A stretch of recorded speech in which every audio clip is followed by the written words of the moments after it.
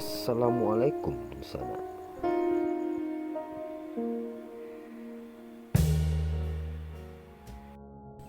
Zildayanti, 49 tahun, tidak kuasa menahan tangis saat memandangi satu unit perangkat telepon seluler dan dompet penuh lumpur peninggalan anaknya, Budi Santoso, 26 tahun, yang bekerja sebagai koki di Hotel Ambacang.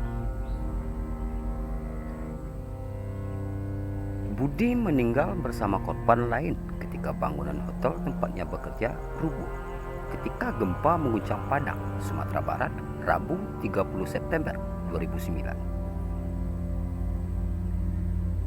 Zildayanti terlihat terisak-isak sambil sesekali tangan kurusnya mengelap air mata dengan jilbab putih yang dikenakannya.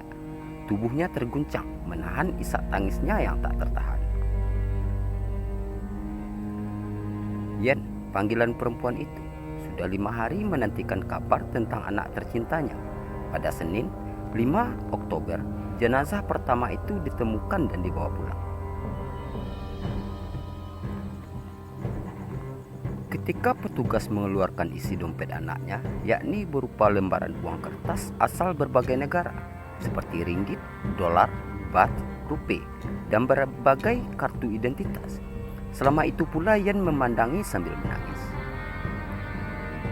Budi itu anak ambo dan elok, soleh anaknya, katanya di antara isak tangisnya.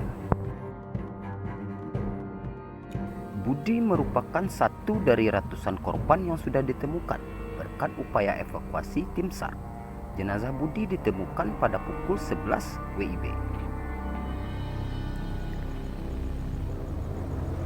Jenazah Budi ditemukan di antaranya reruntuhan beton dan kayu di sekitar kolam renang yang terdapat di hotel yang terletak di pusat kota Padang itu.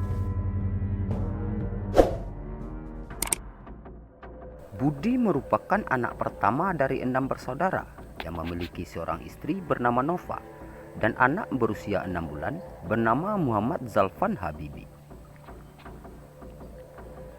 Budi sudah 4 tahun menjadi kepala koki di hotel tersebut. Budi terkenal sebagai karyawan yang loyal di antara teman-temannya.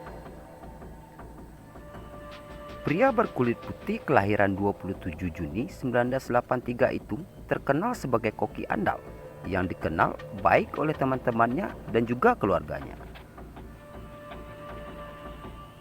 Ketiga adik Budi, yakni Ari, Aldo, dan Ardi, yang juga merupakan karyawan di hotel tersebut, mengaku sangat salut dengan kakaknya. Sebagai anak pertama, Budi memang terkenal sebagai anak yang baik dan soleh, serta menjadi tumpuan bagi keluarganya. Meski sudah berkeluarga dan tinggal di rumah sendiri di Lubuk Buaya, Budi tidak lantas melupakan keluarganya dan terus membiayai sekolah 2 adik perempuannya, yakni Rahma, siswi SMK 7 Padang, dan Rahmi, siswi SMP di Padang. Abang orangnya baik dan sangat sayang pada adik-adiknya, kata Rahma, adik Budi, dengan terisak. Dia bercerita sehari sebelum kejadian itu, Budi sempat datang ke rumah keluarganya di Lubuk Along, menemui ibu, ayah, dan adik-adiknya bersama istri dan anak yang berusia 6 bulan. Ketika akan pulang, abang sempat bilang kalau besok Rabu 30 September mau mengajak kami jalan-jalan karena dia sudah menerima gaji, katanya sambil terisak-isak.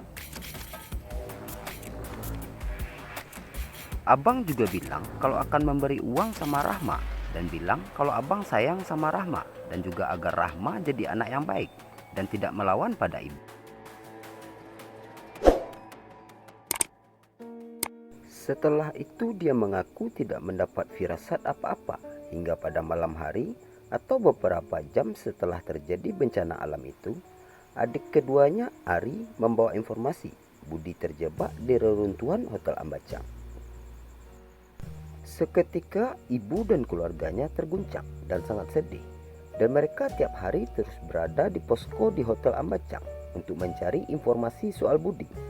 Sementara Nova, istrinya, sangat terguncang menghadapi peristiwa itu. Menurut Ari, Budi sebenarnya bisa selamat dari musibah tersebut karena ketika gempa terjadi, ruangan tempat kerja pria lulusan SMK 9 Padang itu lebih dekat dengan pintu keluar. Namun sebagai kepala koki yang bertanggung jawab, Budi tidak lantas lari, tapi kembali ke dalam ruangan itu dan memberitahu karyawan lainnya, termasuk menjemput Aldo dan Adri, dua adiknya yang bertugas di bagian pastry. Bahkan Budi juga sempat membantu Aldo yang tangannya sudah terluka terhimpit beton. Ketika Bang Aldo sudah hampir mencapai pintu keluar, ternyata Bang Budi justru lari ke arah berlawanan dan tidak bisa terlihat lagi, katanya. Di mata ayahnya, Dedi M. Nur, 51 tahun, Budi terkenal sebagai anak yang patuh serta taat pada orang tuanya. Dia tidak pernah membantah perkataan orang tuanya. Saya sangat sedih kehilangan Budi, katanya.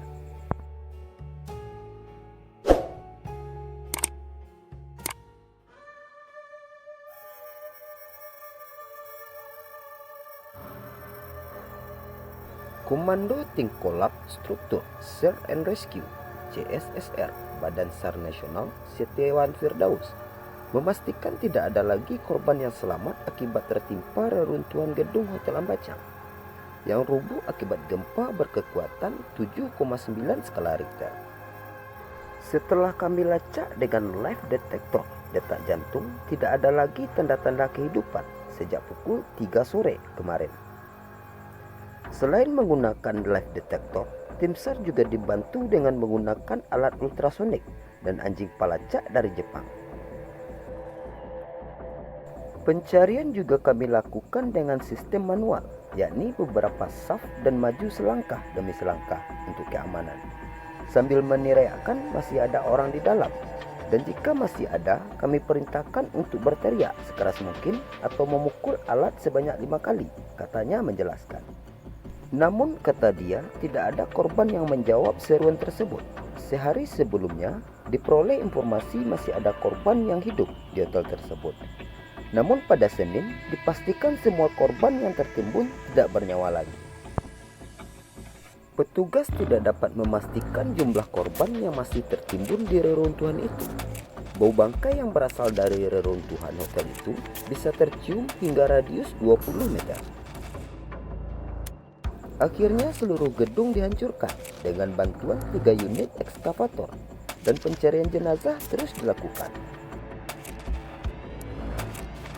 Ratusan orang tertimbun reruntuhan hotel itu karena saat musibah terjadi, ada 2 seminar di lantai 2 hotel itu, yakni dari Dinas Kelautan dan Perikanan atau DKP dan Dinas Asuransi.